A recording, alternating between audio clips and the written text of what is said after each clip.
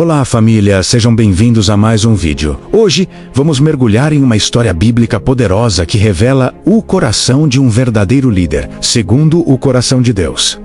É uma narrativa sobre honra, lealdade e, acima de tudo, a importância de esperar no tempo do Senhor. Peguem suas Bíblias, um café e vamos juntos desvendar os segredos por trás da ascensão de Davi ao trono de Israel.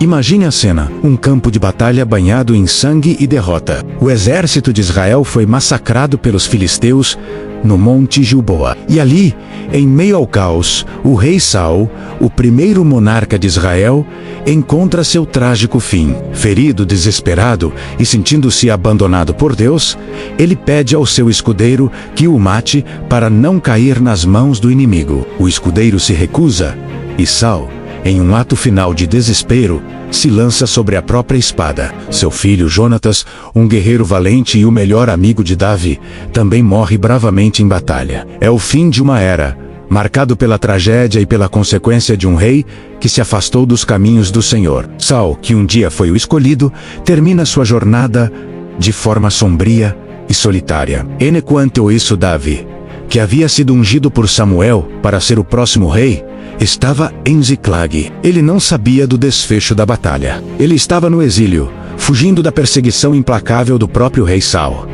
Por anos, Davi viveu como um fugitivo, mesmo tendo a promessa de Deus sobre sua vida. Ele poderia ter matado Saul em 2 ocasiões diferentes, mas se recusou a tocar no ungido do Senhor. Davi entendia de um princípio espiritual que muitos hoje esquecem. A autoridade é estabelecida por Deus, e cabe a Deus removê-la. É nesse contexto que a nossa história realmente começa a esquentar. 3 dias após a batalha, um homem chega correndo ao acampamento de Davi.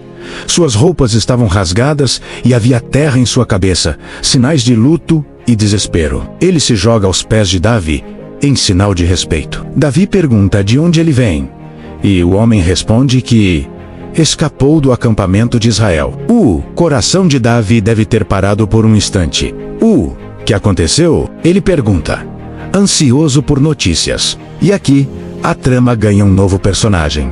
Um amalequita oportunista. Ele vê uma chance de ouro. Ele sabe que Davi foi perseguido por Saul e assume que Davi ficaria feliz com a notícia da morte de seu inimigo. Ele quer ser o portador da boa nova para ganhar o favor do futuro rei. Então, ele começa a contar sua versão da história. Ele diz que estava no Monte Gilboa e viu o rei Saul ferido, apoiado em sua lança, com os carros de guerra inimigos se aproximando. Segundo ele, Saul o chamou e pediu para ser morto, pois estava em agonia. E então, o amalequita comete seu maior erro. Ele não apenas relata a morte de Saul, mas a reivindica para si. Ele diz a Davi, então me pus ao lado dele e o matei, porque sabia que ele não sobreviveria depois de ter caído. Para provar suas palavras, ele apresenta a coroa que estava na cabeça de Saul e o bracelete que ele usava no braço. Ele entrega esses símbolos da realeza a Davi, esperando uma recompensa, um tapinha nas costas, talvez uma posição de destaque no novo reino. Ele achou que estava entregando o poder a Davi em uma bandeja de prata. Mas a reação de Davi não foi nada do que ele esperava. A Bíblia diz que Davi, ao ouvir a notícia e ver as provas, não se alegrou. Ele não deu uma festa. Ele não comemorou a queda de seu perseguidor. Pelo contrário, Davi rasgou suas vestes. E não apenas ele, mas todos os homens que estavam com ele. Eles choraram, lamentaram e jejuaram até a tarde por Saul, por seu filho Jonatas e por todo o povo de Israel que havia caído na batalha. Que reação incrível! Isso nos mostra a profundidade do caráter de Davi. Ele não via Saul apenas como seu inimigo, mas como o rei de Israel, o ungido do Senhor, e como o pai de seu amado amigo Jonatas. Depois do luto inicial, Davi se vira para o amalequita. Seus olhos, provavelmente ainda cheios de lágrimas, agora queimavam com uma justiça fria. Ele faz uma pergunta simples, mas carregada de peso. De onde você é? O homem responde, sou filho de um estrangeiro, um amalequita. Então, Davi o confronta. Como você não teve medo de levantar a mão para destruir o ungido do Senhor? Pense na audácia e na ignorância desse homem. Ele confessou, com a própria boca, ter matado o rei que Deus havia instituído. Ele não entendeu a honra, o respeito e a santidade que envolviam a posição de Saul, mesmo em sua queda. A sentença de Davi é imediata e implacável. Ele diz ao amalequita: seu sangue seja sobre a sua própria cabeça, pois sua boca testemunhou contra você quando disse: eu matei o ungido do Senhor. Davi então ordena a um de seus jovens soldados que execute o homem ali mesmo. Isso pode parecer duro, mas foi um ato de justiça e um testemunho poderoso. Davi estava estabelecendo um precedente para o seu próprio reinado. Ele estava mostrando a todos que a autoridade de Deus é sagrada e que ninguém tem o direito de usurpar o processo divino. Ele não queria que seu reinado começasse com o sangue da traição ou do oportunismo. Ele estava ensinando uma lição vital. O poder não se toma à força.